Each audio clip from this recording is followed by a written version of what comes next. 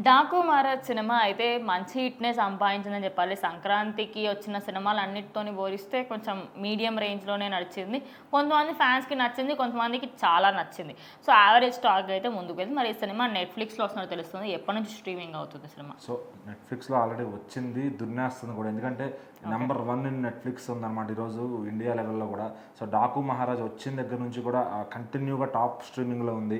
So మరి నెట్‌ఫ్లిక్స్‌లో cinema టాప్‌లోకి వచ్చింది అంటే అది ఎప్పుడు దాకా ఇప్పుడు 'సలార్' సినిమా ఉంది. టాప్ 10 లిస్ట్‌లో దగ్గర దగ్గర సంవత్సరం ఉన్నట్టుంది ఐ థింక్ సో. తర్వాత 'దేవరా' వచ్చింది. చానాళ్ళు ఇప్పుడు దాకా కూడా టాప్ 1లోనే నడిచింది.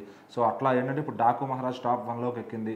ఖచ్చితంగా నెట్‌ఫ్లిక్స్‌ని అయితే దున్నేస్తుందని చెప్పాలి. ఎందుకంటే అది టాప్ 1లోకి వచ్చిందంటే వ్యూవర్షిప్ అనేది పెరుగుతుంది. ఖచ్చితంగా ఇది నార్మల్ వీక్ డేస్లోనే ఇట్లా ఉందంటే వీకెండ్కి ఇంకే రేంజ్లో జోరు చూపిస్తుంది.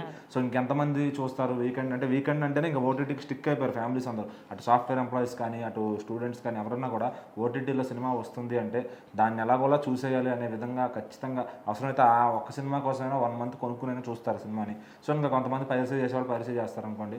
సో ఏంటంటే ఇప్పుడు 'డాకు మహారాజ్' బాలయ్య థియేటర్లో ఎట్లా తాండవం చేశాడో మళ్ళీ నెట్‌ఫ్లిక్స్ ఓటీటీలో కూడా తాండవం చేస్తున్నాడు అనమాట. ఎందుకంటే ఆ బ్యాక్గ్రౌండ్ స్కోర్ ఏదైతే ఉందో తమన్ గారు ఇచ్చింది అంటే అది చాలా బాగా హాంట్ చేస్తుంది అనమాట.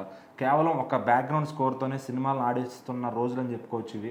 సో అంతకుముందు 'జైలర్' సినిమా ఎట్లయితే బ్యాక్గ్రౌండ్ స్కోర్తో ఆడిందో రజనీకాంత్ గారికి ఎలివేషన్స్ పడ్డాయో అట్లానే ఇక్కడ తమన్ గారి ఎలివేషన్స్ బ్యాక్గ్రౌండ్ స్కోర్తో బాలయ్య గారిని అయితే ఫుల్గా ఎలివేట్ చేశారు.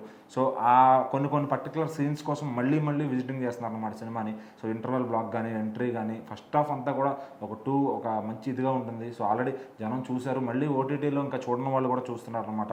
సో అందరినీ చాలా ఇంప్రెస్ చేస్తుందని చెప్పాలి సినిమా. సో మరి మెయిన్ పిల్లర్ బాలకృష్ణ గారు ఎంత అయితే ఉందో అలానే డైరెక్టర్ బాబీ గారు సినిమా ఆయన చూపించడంలో అట్లనే తమన్ గారు సినిమాని ఎలివేట్ చేయడంలో ముగ్గురు కూడా ఒక మెయిన్ పిల్లర్స్గా నిలిచారని చెప్పొచ్చు. ఇంకా సినిమా అంతా కూడా ఒక కొత్త వరల్డ్లోకి తీసుకెళ్తుంది అందరినీ కూడా.